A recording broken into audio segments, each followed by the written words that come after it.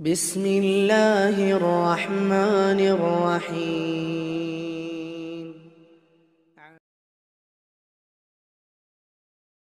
أعوذ بالله من الشيطان الرجيم. بسم الله الرحمن الرحيم. أحييكم بتحية الإسلام. السلام عليكم ورحمة الله وبركاته.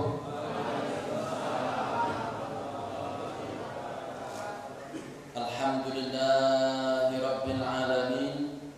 الصلاة والسلام على من أنزل إليه القرآن الكريم وعلى آله ومن تبعهم بإحسان إلى يوم الدين. أشهد أن لا إله إلا الله وحده لا شريك له وأشهد أن محمدا عبده ورسوله لا نبي بعده. أمسينا وأمسى الملك لله والحمد لله لا شريك له لا إله إلا هو وإليه المصير. اللهم بك أمسينا اللهم بك أصبحنا وبك أمسينا وبك نحيا وبك نموت وإليك النشور. Jamaah sekalian yang insyaallah senantiasa diampuni oleh Allah Subhanahu wa taala, senantiasa diberikan rahmat oleh Allah Subhanahu wa taala, dan juga senantiasa diberkahi seluruh umur-umur yang diberikan oleh Allah Subhanahu wa taala. Amin Allahumma amin.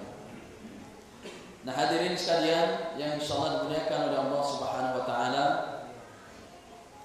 sore hari ini kita akan membahas tentang salat sunnah. Tentang salat sunnah. Kenapa jamaah sekalian dimuliakan oleh Allah Subhanahu wa taala? Karena bisa jadi salat wajib yang kita lakukan itu belum tentu sempurna. Maka salah satu yang menjadikan salat wajib kita menjadi sempurna itu adalah dengan melakukan salat sunnah. Maka orang yang tidak pernah melakukan salat sunnah termasuk yang merugi sebenarnya. Apalagi ada salat sunnah rawatib, minimal dia melakukan salat sunnah rawatib, salat sunnah yang mengiringi salat fardu. Kalau sunnah sebelum melakukan salat fardu itu namanya sunnah qabliyah. Tapi kalau sunnahnya dilakukan setelah salat fardu namanya salat sunnah ba'diyah. Jamaah sekalian insyaallah sudah paham tentang ini. Nah jamaah sekalian, tapi kita perlu juga paham dalilnya. Mana dalil yang menganjurkan untuk kita melakukan salat sunnah, agar tatkala kita beramal kita memiliki ilmunya. Karena Allah Subhanahu wa taala melarang kita bekerja beramal tanpa berilmu. Wala taqfu ma laysa laka bihi 'ilm. Jangan kamu mengikuti, kata Allah, jangan kamu mengerjakan apa yang kamu tidak memiliki ilmu terhadapnya. Jamaah sekalian, misal ada mobil rusak, jamaah sekalian hafiz Quran, enggak pernah belajar teknik, kira-kira disuruh dandan mobil, benar enggak mobil itu kira-kira? Ya kemungkinan besar tidak benar mobilnya. Mungkin ada benarnya, mungkin sambil dia browsing di YouTube, browsing di di Google dan lain sebagainya, melihat dan seterusnya. Tapi karena bukan ahlinya, tidak ada ilmu terhadapnya, maka akan bisa menyebabkan, bisa jadi bahkan akan menjadi lebih parah. Betul nggak Pak? Coba jamaah sekalian, ada listrik misalnya rusak, kotak-katik bisa meledak, kan kacau jamaah sekalian. Begitulah kira-kira orang yang tidak memiliki ilmu, dia bekerja maka akan menghasilkan sesuatu yang tidak sempurna. Jamaah sekalian, masang keramik, nggak punya ilmu, cuma melihat-lihat aja. Pas praktek Wah, keramiknya ada yang begini, ada yang begini. Bahkan bisa jadi kayak gunung semuanya, bergelombang. Karena ada tekniknya memasang keramik, ada ilmunya. Apalagi masang marmer, itu mesti memiliki ilmunya. Makanya para ulama jamaah sekalian mengatakan al-ilmu qabla al-amal. Ambil ilmunya dulu, pelajari dulu. Kemudian setelah itu beramal. Karena kebanyakan jamaah sekalian kita itu beramal dulu. Pokoknya yang penting beramal. Sudah baguslah niatnya sebenarnya, tapi tidak diiringi dengan ilmu. Beramalnya bagus, tapi tidak diiringi dengan ilmu, maka akan menjadi sesuatu yang kurang sempurna. Dia sholat 5 waktu, sudah bagus, tapi bagaimana dia sholat 5 waktunya yang benar? Nah, karena tidak ada ilmu tentang sholat, dia paling-paling hanya melakukan sholat wajib saja.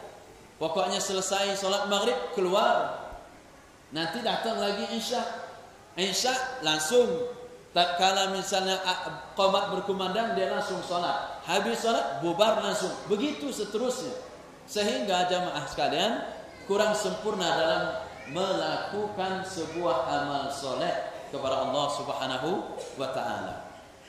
Nah, maka jamaah sekalian, mari kita dengarkan apa yang menjadi sabda dari Rasulullah sallallahu alaihi wasallam. Apa kata Nabi?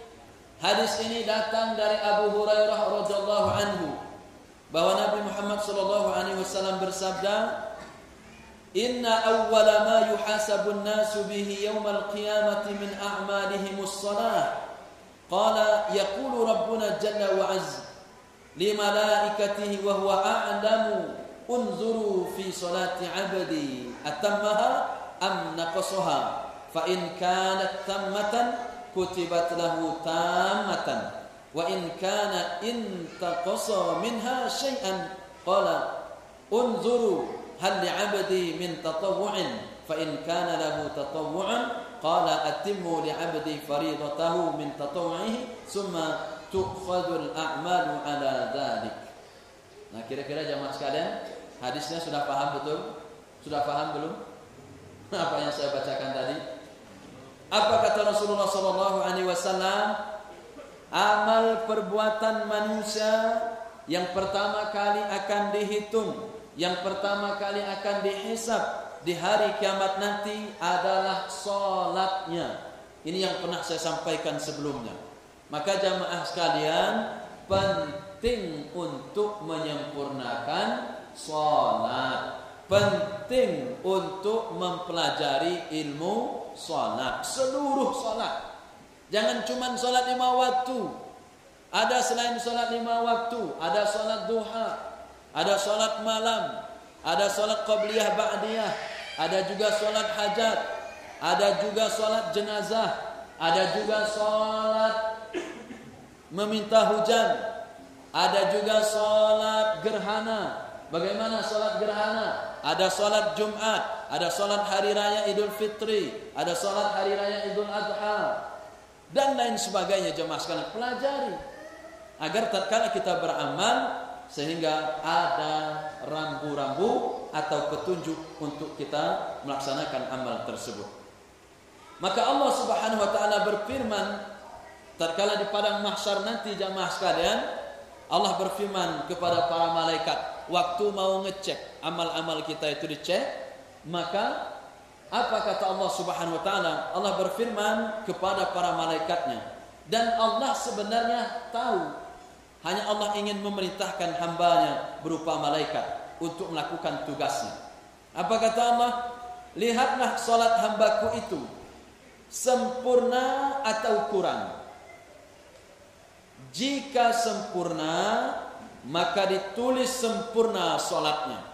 Kalau salatnya sempurna, kadang-kadang jamaah sekalian, kita salat 5 waktu, salat wajib misalnya, Allahu Akbar, imam baca surah, dia melamun. Kan gitu. Itu enggak sempurna salatnya.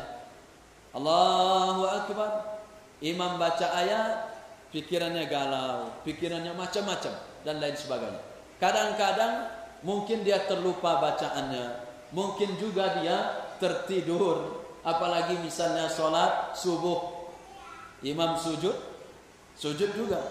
Tatkala orang sudah mau sujud kedua kali, dia baru bangun, baru tersadar. Ternyata saking lelahnya begadang, akhirnya tertidur. Berkurang sholat 5 waktunya. Maka kata Allah, jika sempurna sholatnya, maka ditulis sempurna. Dan jika ada sedikit kekurangan dari sholat-sholat kita semua, maka Allah berfirman, lihatlah apakah hambaku itu memiliki simpanan sholat sunnahnya. Nah ini. Maka jika hamba itu memilikinya, maka Allah berfirman, sempurnakanlah sholat wajibnya dengan sholat sunnahnya itu. Maka sama jamaah sekalian, salah satu fungsi dari sholat sunnah yang kita lakukan, salah satu fungsinya penyempurna dari sholat wajib atau sholat fardu yang kita lakukan. Maka rugi kalau tidak dilakukan. Kemudian jamaah sekalian oleh Allah Subhanahu wa taala, Allah memerintahkan sempurnakanlah sholat wajibnya, kata Allah. Jika ada kekurangannya, sempurnakanlah sholat wajibnya dengan sholat sunnahnya. Kemudian semua amal perbuatan juga dihisab seperti itu. Nah, semua amalan jamaah sekalian. Kemudian Allah Subhanahu wa taala, kemudian Rasulullah sallallahu alaihi wasallam bersabda dalam sebuah hadisnya dari Abu Umamah, "Ma adinallahu li'abdin fi syai'in afdala min rak'ataini yusallihima wa innal birra la yudharru ala ra'sil 'abdi ma dama fi salatih." Allah tidak pernah mengizinkan seorang hamba melakukan sesuatu yang lebih utama dibandingkan salat sunnah 2 rakaat. Dan kebajikan senantiasa ditaburkan di kepala seorang hamba selama ia berada di dalam salatnya. Maka jamaah sekalian, kenapa kita mesti menambah solat wajib kita dengan solat sunnah? Karena salah satu, Allah senantiasa menyuruh malaikatnya untuk menaburkan kebajikan, menaburkan albir di atas kepala orang-orang yang senantiasa melakukan solat. Kemudian jamaah sekalian, hadis berikutnya. Apa kata Rasulullah SAW dalam hadis ini jamaah sekalian? Istaqimu walan tuhsu wa'lamu, kata Nabi, anna khaira a'malikumus shalah wa la yuhafidhu 'ala al-wudu'i illa mu'min. Istiqamahlah, kata Rasulullah, kalian semua istiqamah. Yang sudah ikut kajian di Masjid Tuba ini istiqamah. Siapapun ustaznya istiqamah ikut kajian. Yang sudah rajin berpuasa Senin Kamis, istiqamahlah. Yang sudah rajin khatam Al-Quran 1 bulan 30 juz, istiqamahlah. Istaqimu, kata Nabi, istiqamahlah. Dan Nabi mengatakan, walan tuhsu wa'lamu anna khaira a'malikumus shalah wa la yuhafizu 'ala al-wudu'i illa mu'min. Dan kalian, kata Nabi, tidak akan bisa menghitung amal perbuatan kalian. Jadi jangan sampai jamaah sekalian sengaja menghitung-hitung amal. Kemarin sudah bersedekah 500.000 kali 700, berapa kira-kira amal hari ini yang saya dapatkan? Kemudian nanti coba saya hitung lagi, tadi khatam 1 juz, 1 huruf 10 pahala, dihitung berapa huruf. Enggak usah jamaah sekalian. Tidak akan mampu kita menghitung amal-amal perbuatan kita itu sebenarnya. Karena orang yang beramal, misalnya dia berinfak, bersedekah saja, hitungannya 700 kali lipat. Dan itu belum wallahu yudha'ifu liman yasha, kata Allah. Dan Allah melipat gandakan lagi bagi siapa yang Allah kehendaki. Kalau orang-orang yang sholat berjamaah ke masjid, itu selain langkah yang satu mengangkat derajat, langkah yang lain menghapuskan dosa. Belum lagi dia berdiri sholat berjamaah bersama yang lain, itu mendapatkan minimal jamaah sekalian, itu pahalanya 25 derajat. 25 pahala. Kalau dia di hadis yang lain 27 derajat orang yang sholat berjamaah. Belum lagi jamaah sekalian duduk kalau menanti azan, apalagi dia duluan datang sebelum azan berkumandang, sudah bersiap-siap dia berwudu, bersiap-siap baca Quran, menantikan azan, menantikan sholat, maka dia termasuk, apa kata Nabi, orang ini termasuk yang diangkat derajatnya oleh Allah Subhanahu wa taala. Kenapa? Karena kata Nabi salah satu orangnya fantidharus shalah ba'da shalah, kata Nabi, yaitu orang-orang yang senantiasa menantikan salat setelah salat, menantikan salat jamaah sekalian. Di hadis yang lain, orang yang senantiasa menantikan salat, datangnya waktu salat, itu adalah orang-orang yang didoakan oleh para malaikat. Subhanallah jamaah sekalian. Maka perhatikan salat-salat yang kita lakukan. Jangan cuma hanya melakukan salat fardu. Maka kata Rasulullah SAW, ketahuilah bahwa sebaik-baik amal perbuatan kalian adalah salat, kata Nabi, dan tidak akan mampu memelihara wudu kecuali seorang mukmin. Artinya apa jamaah sekalian? Orang yang senantiasa banyak berwudu, banyak sholat, maka itu adalah benar-benar seorang mukmin. Orang munafik jamaah sekalian itu sholat.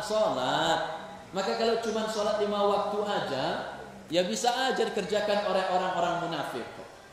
Apalagi kalau 5 waktunya dia lakukan dengan bersantai ria.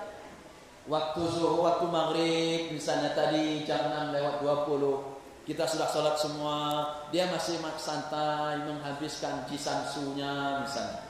Dia masih santai menghabiskan gudang garamnya misalnya, terus santai. Nanti sudah mendekati Isya, dia baru bergerak untuk sholat maghrib. Maka salah satu cirinya orang-orang yang kemarin pernah kita bahas, orang-orang yang menjadi sahur. Nah itu jamaah sekalian, sholat. Maka perhatikan, karena dia tidak memiliki ilmu sholat, maka begitu sholatnya. Akhirnya santai saja. Sementara di hadis yang lain Nabi mengatakan, salah satu amal yang terbaik itu as-salatu ala waqtiha, kata Nabi. Sholat tepat pada waktunya. Walaupun ada waktunya dari rentang A ke rentang B, tapi tepat pada waktunya bersama para jamaah yang lain, itulah amal yang terbaik. Maka jamaah sekalian mesti merhatikan ini. Kemudian jamaah dimuliakan oleh Allah Subhanahu wa taala, berikutnya sunnah mengerjakan salat sunnah itu di rumah-rumah kita. Jadi jamaah sekalian, konsepnya kalau ingin melakukan sholat sunnah itu, sebaiknya itu kita lakukan di rumah-rumah kita. Contoh misalnya, tadi azan berkumandang, tapi lihat dulu, kalau misalnya Pak Haji Abdullah, rumahnya di mana Pak Haji? Di Meranti ya? Bukan Meranti Pak Haji ya? Banjarnegeri ke sini berapa menit jamaah sekalian? Ya mungkin kalau santai katakan 10 menitan ya. Pak Haji 10 menit atau 5 menit misalnya. Dari rumah sana ke rumah sini sehingga menjadi masbuk. Itu enggak. Jangan. Maksudnya di sini sekitar sini. Jamaah sekalian yang mampu menjangkau dengan mudah.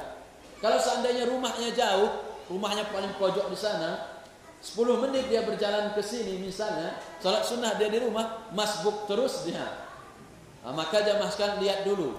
Kalau rumah-rumah yang sekitar sini 50 meter, 100 meter, bagus. Dia melakukan salat sunnahnya di rumah-rumahnya.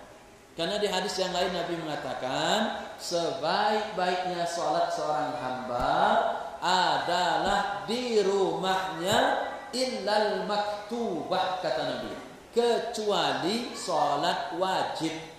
Wajib tuh, sebagian ulama, sebagian jumhur mengatakan wajib sholat berjamaah di masjid. Maka jamaah sekalian, perhatikan ini.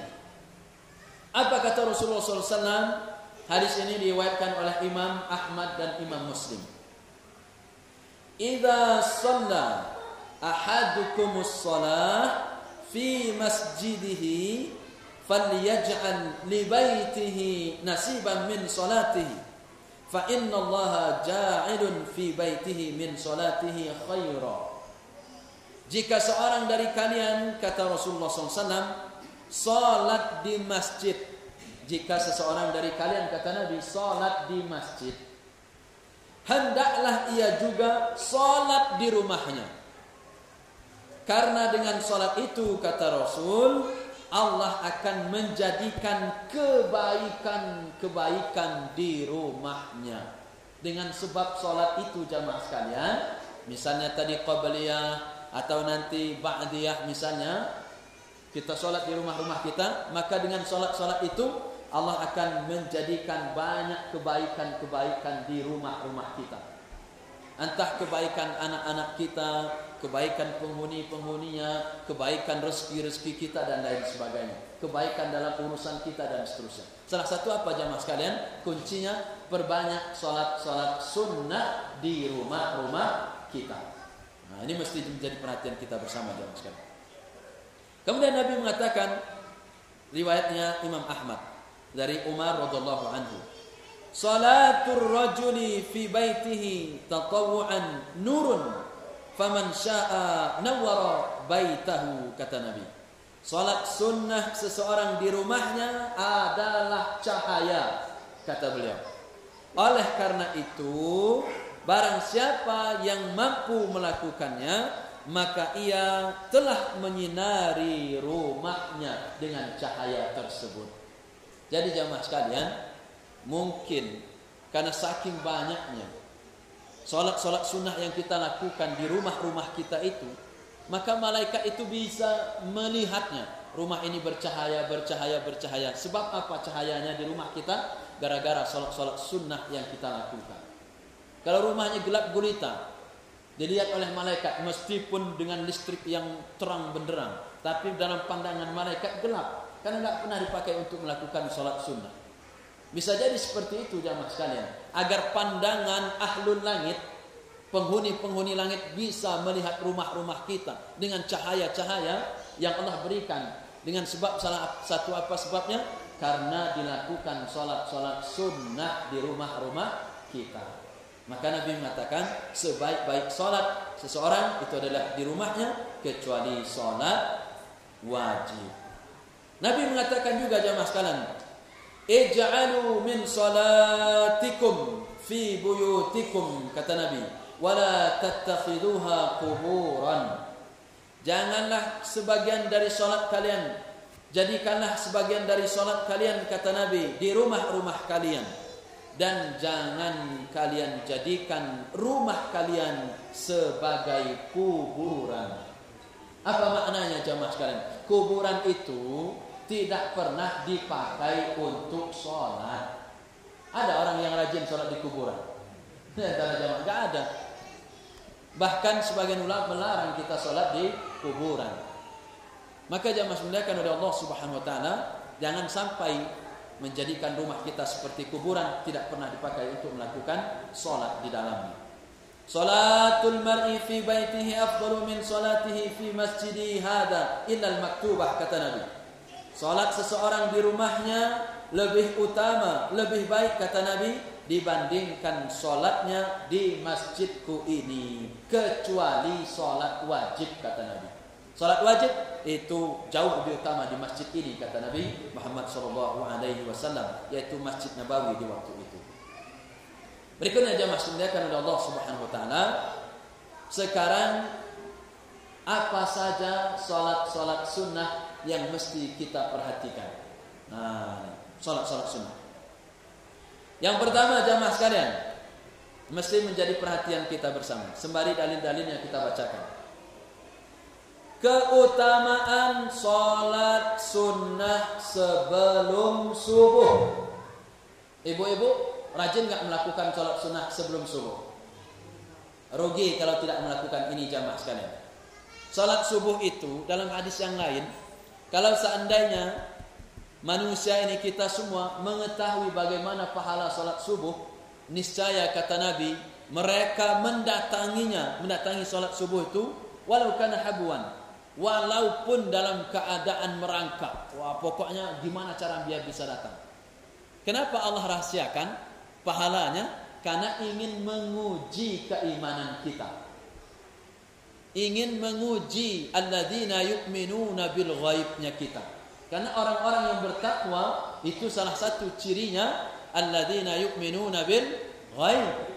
Dia beriman kepada zat yang ghaib, termasuk beriman kepada adanya pahala dan dosa. Pahalanya kata Allah 27 derajat. Ada yang pernah lihat pahala itu bentuknya apa? Nah, karena dia yakin, itulah orang-orang bertakwa, termasuk pahalanya salat subuh. Maka Nabi mengatakan, kalau seandainya kita tahu bagaimana besarnya pahala salat subuh, besarnya keutamaan salat subuh, maka niscaya orang-orang yang tidur, orang-orang yang malas itu merangkak. Kalau keadaan misalnya terpaksa dia merangkak, harus dia lakukan. Saking besarnya, saking pahalanya besar jamaah sekalian. Maka ini mesti diperhatikan. Ini salat sunnahnya. Maka Nabi mengatakan, huma, kata Nabi, 2 rakaat salat subuh, huma, kata Nabi, ahabbu ilayya minad dunya jami'an. Keduanya, kata Nabi, lebih aku cintai daripada dunia dan seisinya. Nah, itu pahala salat sunnah sebelum subuh. Nabi mengatakan huma ahabbu ilayya minad dunya jami'an, kata beliau. Pahalanya salat subuh, salat qabliyah subuh itu 2 rakaat ini, kata Nabi, jauh lebih aku cintai daripada dunia dan seisinya. Penting jamaah sekalian, 2 rakaat sebelum subuh. Di hadis yang lain Nabi mengatakan, la tada'u rak'atayil fajri wa in taradatkumul khail, kata beliau. Apa kata beliau? Janganlah kalian tinggalkan 2 rakaat salat sunnah subuh meskipun kalian dikejar tentara berkuda, kata beliau. Saking apa jamaah sekalian? Saking besarnya pahalanya. Walaupun lagi dikejar musuh, seolah-olah begitu Nabi mengatakan, pokoknya kalau mampu kerjakan qabliyah subuh, kerjakan. Walaupun kita sedang dikejar oleh musuh, walaupun kita dalam keadaan berperang, kalau mampu melakukan itu, lakukan. Itu maknanya jamaah sekalian. Karena saking besarnya pahala qabliyah subuh. Hadis yang lain Nabi mengatakan, ini yang sering kita dengar, raka'atul fajri khairun minad dunya wa ma fiha, kata Nabi. 2 rakaat salat sunnah sebelum subuh, kata beliau, lebih baik, lebih afdal dibandingkan dunia dan seisinya. Nah, ini jamaah sekalian, hadis yang sering kita dengar bahwa orang yang paling kaya itu sebenarnya orang yang rajin melakukan qabliyah subuh. Maka jamaah sekalian, sebelum subuh, salat subuh jangan ditinggalkan, salat qabliyah subuh. Nah, jamaah sekalian kan oleh Allah Subhanahu wa taala. Kemudian apa yang biasa dibaca oleh Rasulullah sallallahu alaihi wasallam tatkala melakukan salat sunnah qabliyah subuh? Apa yang biasanya beliau lakukan? Apa yang biasanya dibaca oleh Rasulullah sallallahu alaihi wasallam? Dan di riwayat Imam Ahmad itu dijelaskan. Yang pertama jamaah sekalian, agar kita menjadi renungan juga, Rasulullah sallallahu alaihi wasallam di dalam melakukan salat qabliyah subuh itu surah yang sering beliau baca. Yang pertama surah Al-Kafirun, di rakaat kedua surah Al-Ikhlas. Itu di hadis diriwayatkan oleh Imam Ahmad. Habis azan berkumandang, Allah la ilaha illallah, jamaah sekalian qabliyah. Rakaat pertama setelah membaca Al-Fatihah, maka membaca qul ya ayyuhal kafirun walaupun ini tidak wajib. Kalau jamaah sekalian, karena ada orang yang susah menghafalkan surah Al-Kafirun, enggak sampai di ujung. Wala ana 'abidum ma 'abadtum wala antum 'abiduna ma a'bud wala ana 'abidum ma 'abadtum wala antum 'abiduna ma wala ana 'abidum ma nyangkut terus muter. Susah dia menghafal. Maka boleh surah-surah yang lain jamaah sekalian. Prinsipnya setelah kita membaca Al-Fatihah itu boleh. Sebagaimana kata Allah, faqra'u ma tayassara minal Qur'an, kata Allah. Baca apa yang termudah dari kita dari bacaan Al-Qur'an. Kalau cuman hafalannya trikul di luar qul ya ayyuhal kafirun, cuman trikul itu aja. Qul huwallah, qul a'udzu bil falaq, qul a'udzu birabbil, itu trikul. Modal salat tarawih cuma trikul. Nah, salat tarawih 11 rakaat. Ayat pertama itu, ayat kedua itu lagi, balik lagi itu lagi. Sah enggak salatnya? Tetap sah. Tapi alangkah nemennya jamaah sekalian. Kalau misalnya dari SD dulu hafalannya cuma trikul itu saja. Inna a'tayna surah yang paling pendek enggak hafal. Al-Kautsar, mohon maaf, yang paling pendek misalnya. Ya, inna a'tainakal kautsar fashalli li rabbika wal 'asr juga misalnya. Hati-hati jamaah sekalian. Kadang-kadang surah Al-Asr pun banyak orang yang masih terbalik-balik. Illal ladzina amanu wa 'amilus shalihat falahum ajrun ghairu mamnun. Nah. Kok balik ke sini? Surah Al-Asr awalnya, di ujungnya Alaysallahu biahkamil hakimin. Bagus itu, jadikan surah yang baru. Kepalanya surah Al-Asr, ujungnya, ekornya surah At-Tin. Nah itu bahaya itu. Quran baru itu, versi baru. Ada juga orang yang baca surah At-Tin kebalik ke surah Al-Asr. Iya, itu tadi. Illal ladzina amanu wa 'amilus shalihat wa tawassaw bil haqqi wa tawassaw bis sabr. Padahal di awalnya wattini wa zaitun. Sama kayak orang membaca surah Al-Balad, jamaah sekalian. Surah Al-Balad itu kan ada alaihim narum muqsadah. Ada juga yang kata fi amadin mumaddadah. Ya Allah, banyak orang yang begitu. Padahal kan itu Al-Hutamah yang allati tattali'u 'ala al-afidah innaha 'alaihim muqsadah fi 'amadin mumaddadah. Nah, itu benar. Ini kan beda surah Al-Balad itu, lihat ujungnya. Gitu ya. Nah, maka jamaah sekalian, kalau seandainya, ini seandainya, tapi alangkah nemennya ya. Surah Al-Kafirun enggak hafal, Al-Asr enggak hafal, cuma trikul itulah. Ya Allah, itu mesti belajar lagi, menghafal lagi. Maka bisa surah-surah yang lain. Jamaah sekalian, rakaat pertama selesai. Kebetulan tadi malam misalnya dia lagi hafalan Al-Quran. Waktu qabliyah subuh, walaupun jamaah sekalian salah satu mengerjakan qabliyah subuh itu dengan surah-surah yang pendek. Karena Nabi memendekkan sunnah subuh. Tapi kalau seandainya dia kebetulan lagi murojaah hafalan misalnya. Rakaat pertama dia sampai 5 menit misalnya. Rakaat kedua sampai 5 menit juga. Enggak apa-apa, asal jangan keburu dikomatkan sama muadzin. Terserah. Pokoknya jamaah sekalian, silahkan apa saja yang jamaah sekalian hafalkan dari bacaan-bacaan Al-Quran yang sudah kita hafalkan. Tetapi Nabi sering membaca rakaat pertama apa tadi? Qul ya ayyuhal kafirun. Praktekkan nanti subuh.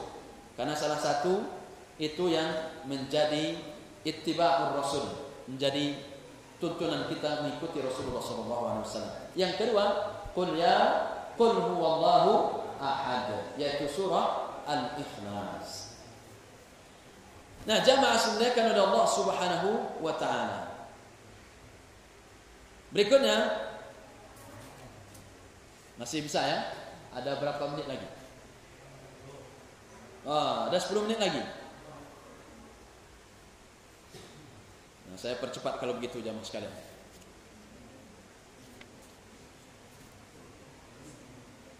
Sekarang setelah sholat zuhur, sholat apa? Setelah sholat subuh, sholat zuhur. Nah, kita masuk ke sholat zuhur. Sholat zuhur jamaah sekalian, ini ikhtilaf para ulama. Karena sholat zuhur ini qabliyahnya ditekankan, ba'diyahnya juga ditekankan. Ada yang mengatakan jumlahnya, artinya baik dia qabliyah maupun ba'diyah. Ada yang mengatakan 4 rakaat, 2. Ada yang mengatakan 6, 2-4 atau 4-2. Ada yang mengatakan 8, 4 sebelum, 4 sesudah. Nah, jamaah sekalian mesti tahu ini. Kalau seandainya sholat zuhur, kebetulan sholat zuhur rentang azan dengan qomat panjang misalnya, lakukan. Kalau masih bisa 8, 4 sebelum, 4 sesudah, kenapa tidak? Tapi kalau seandainya mepet, 2 saja misalnya. Nanti setelahnya masih ada waktu yang panjang, kita tidak sibuk, 4, berarti 6. Kalau mepet semua misalnya kita sedang sibuk, lakukan minimal 2 qabliyah, 2 ba'diyah.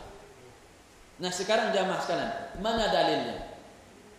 Dalil yang pertama, Ibnu Umar radhiyallahu anhu meriwayatkan bahwa aku, kata beliau, menghafal dari Nabi dari Rasul, maksudnya 10 rakaat salat sunnah rawatib. Yaitu, coba dihitung jamaah sekalian. Ini Ibnu Umar menghafal Nabi itu kalau salat sunnah rawatib, baik dia qabliyah maupun ba'diyah, dihitung sama Ibnu Umar. Berapa jumlahnya? 10 kata beliau. Mana saja 10 itu? Yang pertama kata beliau, 2 rakaat sebelum zuhur. Coba jamaah sekalian hitung ya. 2 rakaat sebelum zuhur, 2 rakaat setelah zuhur, 2 rakaat setelah maghrib, 2 rakaat setelah Isya, dan 2 rakaat sebelum subuh. Berapa jam sekarang jumlahnya? 10 Pak ya. Oke, 10. Ini hadisnya riwayat Imam Bukhari. Ya, riwayat Bukhari. Terus berikutnya, Mughirah bin Sulaiman meriwayatkan, aku mendengar Ibnu Umar juga berkata, Rasulullah SAW tidak pernah meninggalkan. Nah, perhatikan, Rasulullah tidak pernah meninggalkan. Apa yang tidak pernah ditinggalkan oleh Rasulullah? 2 rakaat sebelum zuhur, 2 rakaat setelah zuhur, 2 rakaat setelah maghrib, 2 rakaat setelah Isya, dan 2 rakaat sebelum subuh. Hadis ini riwayat Imam Ahmad dengan sanad yang bagus. Berarti berapa jamaah sekalian tadi? 10 juga. Ini versi yang mengatakan bahwa salat rawatib untuk zuhur itu jumlahnya berapa? 4. 2 sebelum, 2 setelah. Yang mengatakan jumlahnya 6 rakaat, karena kita lagi bahas zuhur ini, lagi membahas zuhur. Ada hadis yang mengatakan 6. Mana dalilnya? Maka jamaah sekalian boleh nanti melakukan ini semua. Abdullah bin Syafiq meriwayatkan, aku bertanya kepada Aisyah radhiyallahu anha tentang salatnya Rasulullah sallallahu alaihi wasallam. Maka ia menjawab, Aisyah menjawab, beliau kata Aisyah, salat 4 rakaat sebelum zuhur dan 2 rakaat sesudah zuhur. Berapa versi ini jamaah sekalian? 6. 4 qabliyah, 2 ba'diyah. Jadi nanti jamaah sekalian bisa dilakukan ini semua. Yang kedua, hadis ini riwayat Imam Ahmad, Imam Muslim dan yang lainnya. Ummu Habibah binti Abu Sufyan meriwayatkan bahwa Nabi Muhammad sallallahu alaihi wasallam bersabda, "Man shalla fi yawmin wa lailatin 12 rak'atan bunya lahu baitun fil jannah arba'an qabla az-zuhri wa rak'ataini ba'daha wa rak'ataini ba'da al-maghrib wa rak'ataini ba'da al-'isha wa rak'ataini qabla salatil fajri." Jamaah sekalian paham hadis itu? Belum dah? Minta terjemahkan. Kata Nabi, barang siapa yang salat dalam sehari semalam 12 rakaat, niscaya akan dibangunkan rumah di surga. Perhatikan jamaah sekalian, barang siapa yang melakukan sehari semalamnya dalam satu hari satu malam itu 12 rakaat salat ini, maka Allah akan membangunkan rumah baginya di surga. Apa salat tersebut? Kata Rasulullah, arba'an qabla az-zuhri, 4 rakaat sebelum zuhur. Kemudian beliau mengatakan wa rak'ataini ba'daha, dan 2 rakaat setelahnya. Gitu ya. Sudah berapa, Pak? 6. Wa rak'ataini ba'dal maghrib, dan 2 rakaat setelah maghrib. Nah, rugi kalau tadi tidak mengerjakan ba'diyah setelah maghrib jamaah sekalian. Wa rak'ataini ba'dal 'isya, dan 2 rakaat setelah 'isya. Wa rak'ataini qabla salatil fajri, kata Nabi, dan 2 rakaat sebelum salat fajar atau salat subuh. Berapa totalnya jamaah sekalian? 12. Kalau rutin mampu melakukan ini setiap hari, Allah akan bangunkan rumah untuk orang tersebut di surga nanti. Subhanallah. Maka jamaah sekalian, perhatikan ini. Ada yang mengatakan jamaah sekalian, salat rawatib zuhur itu jumlahnya 8. Bagaimana caranya? Ummu Habibah juga meriwayatkan bahwa Rasulullah SAW bersabda, perhatikan ini ya, hadisnya. Apa kata Nabi? Man shalla arba'an qabla az-zuhri wa arba'an ba'daha haramallahu lahmahu 'alan nar. Siapa yang salat 4 rakaat sebelum zuhur dan mengerjakan juga 4 rakaat setelah zuhur, maka niscaya Allah mengharamkan dagingnya dari api neraka. 4 rakaat sebelum zuhur, 4 rakaat setelah zuhur, Allah mengharamkan daging orang tersebut dari sentuhan api neraka. Nah, maka jamaah sekalian, itu tadi, kalau waktunya luang, lakukan itu. Jangan tidak. 4. Waktu melaksanakannya boleh. Bagaimana caranya? Bagusnya 2 rakaat salam, 2 rakaat salam, masna masna, itu yang terbaik. Begitupun ba'diyahnya, 2 rakaat salam, 2 rakaat salam. Walaupun sebagian ulama mengatakan boleh 4 rakaat langsung. Kayak orang sholat, apa namanya di Ramadan tuh? Sholat tarawih. Ada sahabat kita, saudara-saudara kita yang sholatnya 4, 3, 11 rakaat juga, tapi 4 rakaat langsung. Begitu. Jangan ada tahiyat awalnya, jangan. Berarti sudah zuhur itu. 4 langsung, terabas langsung 4. Habis itu nanti ba'diyahnya 4 juga langsung, terabas 4. Kalau enggak mau 2-2. Tapi yang terbaik masna masna, 2-2. Nanti kalau misalnya sekalian 4 langsung, enggak apa-apa. Jadi jangan heran nanti ada orang sholat misalnya qabliyah zuhur kok 4 langsung ini, nggak selesai orang ini. Ternyata dia 4 rakaat langsung. Silahkan. Tapi kalau yang terbaik, afdalnya 2. Nah itu jemaah. Inilah hadisnya yang mengatakan bahwa qabliyah zuhur itu jumlah, rawatib zuhur baik dia qabliyah maupun ba'diyahnya jumlahnya 8 rakaat. Nabi pernah melakukan ini semua. Tapi yang tidak pernah ditinggalkan 2 rakaat sebelum zuhur, 2 rakaat setelah zuhur, enggak pernah ditinggalkan Nabi. Kalau 4 sebelumnya mungkin pernah, atau 4 setelahnya mungkin pernah. Tapi kalau 2 enggak pernah ditinggalkan oleh Rasulullah sallallahu alaihi wasallam.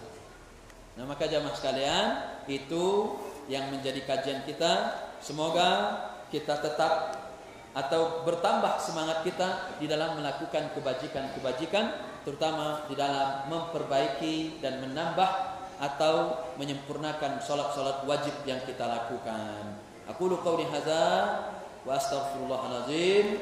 Dan monggo jamaah sekalian, setelah ini apa agendanya? Diskusi atau azan? Oh ya, saya ngikut tuan rumah saja.